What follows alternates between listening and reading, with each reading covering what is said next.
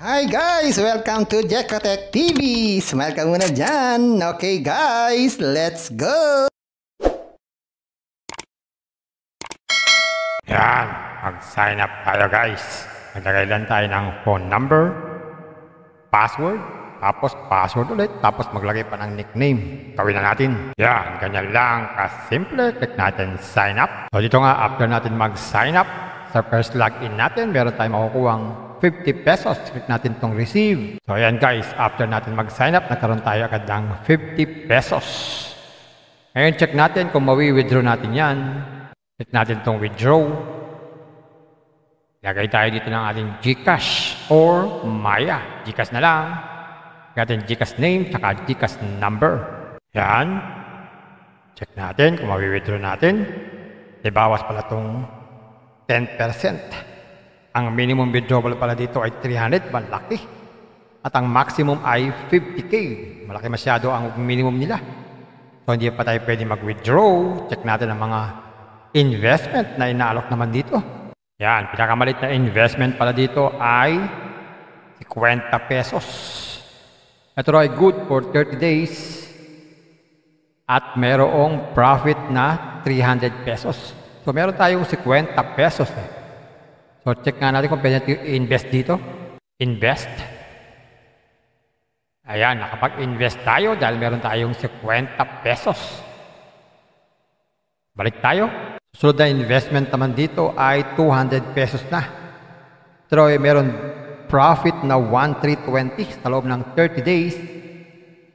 Susunod ay 1K na meron daw itong total profit na 7,200 sa loob ng 30 days. Gawin lang, click lang itong 1,000, tapos invest. Yan, mamili lang dito, Philippine Wallet or Maya. Philippine Wallet, GCash yan. Click natin itong payment. Yan, via GCash, login tayo. Yan, scan itong QR code, mag-transfer ng fund. Ayun. Pwede na tayong mag-withdraw every day. So, meron tayong pwedeng gawin dito. Pwede tayong mag-check-in every day. Magkakaroon tayo ng reward. Ganun din, pag tayo po nag-invite. Meron tayong reward pag tayo sumali sa Telegram group. Yan, meron tayong 10 pesos. Pag tayo nag-invite, meron tayong 30, 50, and 60 pesos. So, ayan guys, another application online na naman o earning app. Pero sa mga naghahanap dyan ng long-term investment, hindi ko ito marirecommend sa inyo. Maghanap na lang kayo ng iba. At sa mga nandyan ng mga risk taker na lagi na lang nag-aabang ng mga bagong application. Bago kayo mag-invest, pag-aralan nyo muna ito. Alam ko, risk taker kayo. Pero mag-aral-aral din naman para hindi kayo mapahamak. Pampaalala, ang ganitong mga application, minsan tumatagal, pero minsan sandaling-sandali lamang. Kagaya itong application na ito. Ang hula ko dito, tatagal ito mga 4 to 5 days. Pag sumobra dyan, swerte na tayo. Kaya maging mag-ingat sa ating pag-i-invest. At kung wala kayong pag-invest,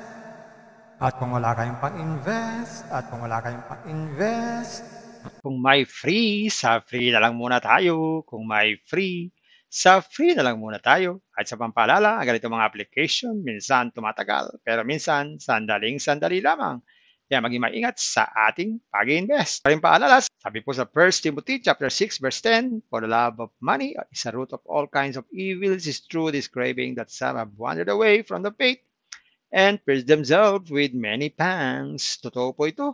Ang pera naman ay hindi masama. Yan ang ginagamit natin sa pang-araw-araw natin buhay, pambili ng bigas, ulam, sapatos at iba pa. Pero ang babala dito ay yung pag-ibig sa pera. Pag tayo po umibig na sa pera, maaari tayong makagawa ng sari-saring kasamaan. Yan po ang kinauugatan, yung ating pag-ibig sa pera. Kaya ito po ay isang babala.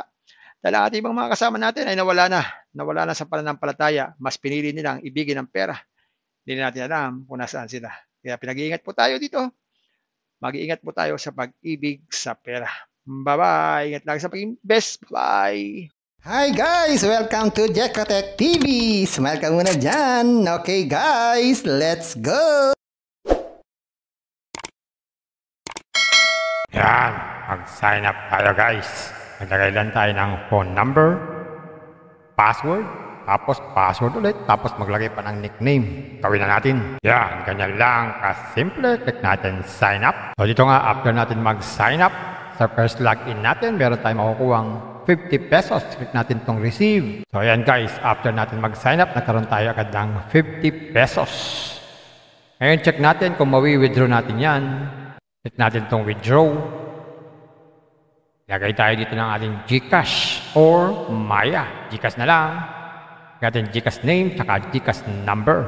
Yan. Check natin kung mawi-withdraw natin. Ibawas pala itong 10%. Ang minimum withdrawal pala dito ay 300. Malaki. At ang maximum ay 50K.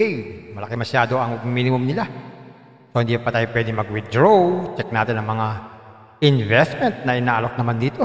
Yan, pinakamalit na investment pala dito ay 50 pesos. Ito ay good for 30 days. At merong profit na 300 pesos. So meron tayong 50 pesos. So check nga natin kung pwede natin i-invest dito. Invest. Ayan, nakapag-invest tayo dahil meron tayong 50 pesos. Balik tayo. Susunod na investment naman dito ay 200 pesos na. Pero meron profit na 1,320 sa loob ng 30 days. Ang susunod ay 1K na meron daw itong total profit na 7,200 sa loob ng 30 days. Agawin lang, click lang itong 1,000 tapos invest. Yan, mamili lang dito, Philippine Wallet or Maya. Philippine Wallet, GCash yan. Click natin itong payment. Yan, via GCash, login tayo. Yan, scan itong QR code, mag-transfer ng fund. Ayun. Pwede na tayong mag-withdraw every day. So, meron tayong pwedeng gawin dito. Pwede tayong mag-check-in every day. Magkakaroon tayo ng reward. Ganun din, pag tayo po nag-invite. Meron tayong reward pag tayo sumali sa Telegram group. Yan, meron tayong 10 pesos. Pag tayo nag-invite, meron tayong 30, 50, and 60 pesos. So, ayan guys, another application online na naman o earning app. Pero sa mga naghahanap dyan ng long-term investment, hindi ko ito marirecommend sa inyo. Maghanap na lang kayo ng iba. At sa mga nandyan ng mga risk taker na lagi na lang nag-aabang ng mga bagong application. Bago kayo mag-invest, pag-aralan nyo muna ito. Alam ko, risk taker kayo. Pero mag-aral-aral din naman para hindi kayo mapahamak. Pampaalala, ang ganitong mga application, minsan tumatagal, pero minsan sandaling-sandali lamang. Kagaya itong application na ito, ang hula ko dito, tatagal ito mga 4 to 5 days. Pag sumobra dyan, swerte na tayo. Kaya maging mag-ingat sa ating pag-i-invest. At kung wala kayong pag-invest,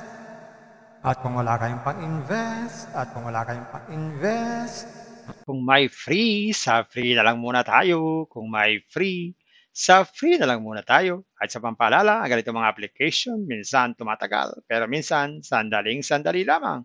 Kaya maging maingat sa ating pag-invest. Paring paalala, sabi po sa 1 Timothy chapter 6 verse 10, for the love of money is a root of all kinds of evils, is true this craving that some have wandered away from the faith and pierced themselves with many pangs. Totoo po ito. Ang pera naman ay hindi masama. Yan ang ginagamit natin sa pang-araw-araw natin buhay, pambili ng bigas, ulam, sapatos at iba pa. Pero ang babala dito ay yung pag-ibig sa pera. Pag tayo po umibig na sa pera, maaari tayong makagawa ng sari-saring kasamaan. Yan po ang kinauugatan, yung ating pag-ibig sa pera. Kaya ito po ay isang babala. Dahil ang ating ibang mga kasama natin ay nawala na sa pananampalataya. Mas pinili nilang ibigin ang pera. Hindi natin alam kung nasaan sila. Kaya pinag-iingat po tayo dito. Mag-iingat po tayo sa pag-ibig sa pera. Bye-bye. Ingat lagi sa pag-invest. Bye. Hi guys! Welcome to Jekotech TV! Smile ka muna dyan! Okay guys, let's go!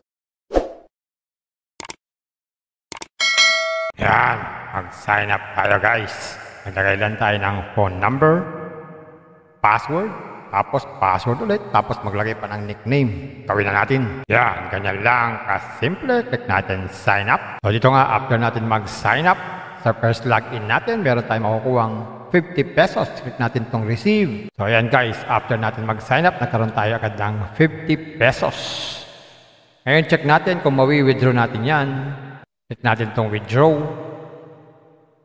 Lagay tayo dito ng ating GCash or Maya. GCash na lang. Lagay natin GCash name tsaka GCash number.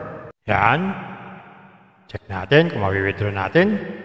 Ibawas pala itong 10%. Ang minimum withdrawal pala dito ay 300, malaki. At ang maximum ay 50k. Malaki masyado ang minimum nila. So hindi pa tayo pwede mag-withdraw. Check natin ang mga investment na inaalok naman dito.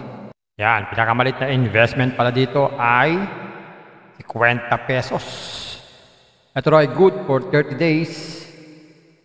At merong profit na 300 pesos. So meron tayong 50 pesos. So check nga natin kung pwede natin i-invest dito. Invest.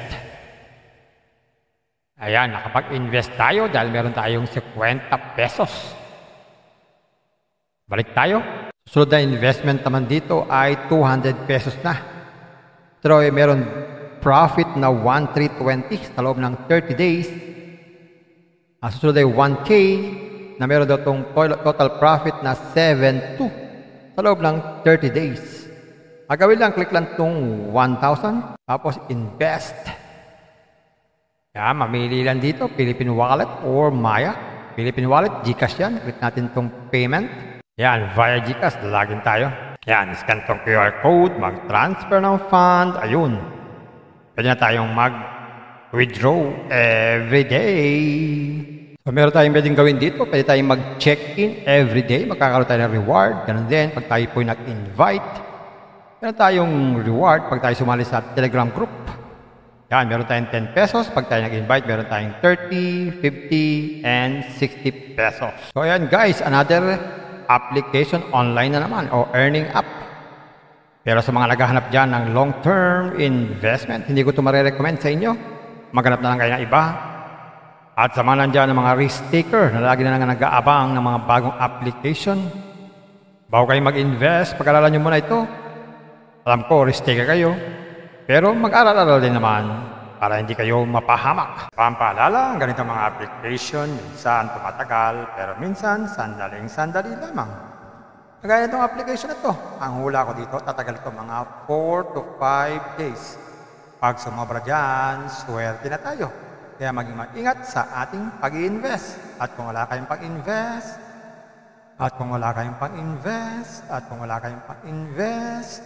Kung may free, sa free na lang muna tayo. Kung may free, sa free na lang muna tayo. At sa pampaalala, ang ganitong mga application, minsan tumatagal, pero minsan sandaling-sandali lamang.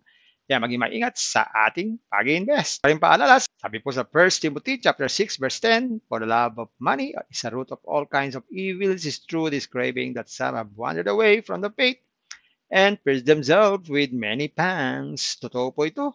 Ang pera naman ay hindi masama, yan ang ginagamit natin sa pang-araw-araw natin buhay, pambili ng bigas, ulam, sapatos at iba pa. Pero ang babala dito ay yung pag-ibig sa pera. Pag tayo po umibig na sa pera, maaari tayong makagawa ng sari-saring kasamaan. Yan po ang kinauugatan, yung ating pag-ibig sa pera. Kaya ito po ay isang babala. Dahil ang ating ibang mga kasama natin ay nawala na sa pananampalataya. Mas pinili nilang ibigin ang pera. Hindi natin alam kung nasaan sila. Kaya pinag-iingat po tayo dito. Mag-iingat po tayo sa pag-ibig sa pera. Bye-bye. Ingat lang sa pag-invest. Bye. Hi guys! Welcome to Jekotech TV! Smile ka muna dyan! Okay guys, let's go!